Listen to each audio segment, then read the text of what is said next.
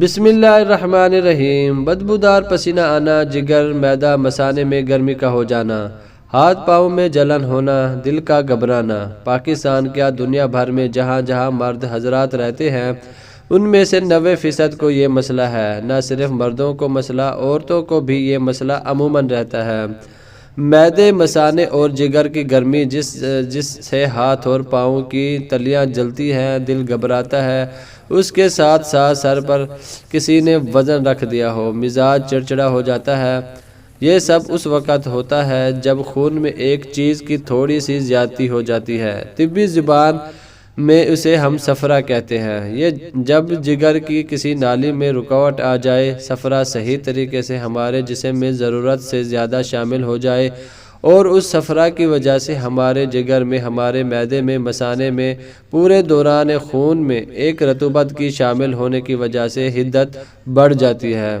اس کی وجہ سے تھوڑی تھوڑی علامات شروع ہو جاتی ہیں، جسم میں سے یہ صفرا شروع ہو جاتی ہے۔ جسم میں سے یہ صفرا، یہ مادہ ہے، اس کو خارج کرنے کے لیے اللہ تعالیٰ نے آپ کو ایسا تحفہ دیا ہے، ایسی نعمت دی ہے جو لاکھوں کی نہیں چند روپیوں کی آتی ہے۔ آج جو نسخہ بتائیں گے انتہائی آسان اور صدیوں سے آزمودہ ہے۔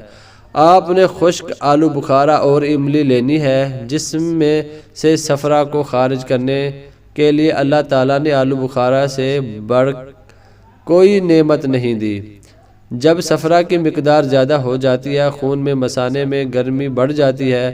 ان سب علامات کو ختم کرنے کے لیے آلو بخارا کا پوری دنیا جوڑ پیدا نہیں کیا۔ تازہ نہ ملے تو خشک حالات میں بھی ملتا ہے، یہ پنساری سے خرید لینا ہے اور ساتھ املی لے لینی ہے۔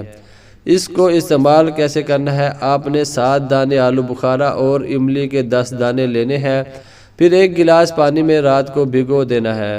اگر آپ کو کچی مٹی کا برتن ملے اس میں بھگو دیں تو اس کا اثر 10 گنا بڑھ جائے گا، لیکن آپ نے شیشے کے برتن میں بھگو دینا ہے۔ آپ نے اسے کسی دھات کے برتن میں نہیں بھگونا، بجائے فائدے کے نقصان ہوتا ہے۔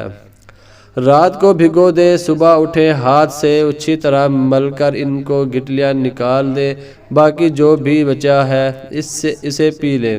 7 دن ایسا کر لیں، انشاءاللہ جسم میں ایسا ہوگا کہ ٹھنڈک ہو جائے گی۔ اس نسخے کو کم پیسوں کا سمجھ کر نظر انداز نہ کرنا، اس کو آپ نے استعمال کرنا ہے، انشاءاللہ آپ کو بیماری میں بہت زیادہ افاقہ ہوگا۔ ویڈیو اچھی لگی ہے تو ویڈیو کو لائک کیجئے، ویڈیو کو شیئر کیجئے اپنے دوستوں کے ساتھ تاکہ ان کو بھی فائدہ ہو۔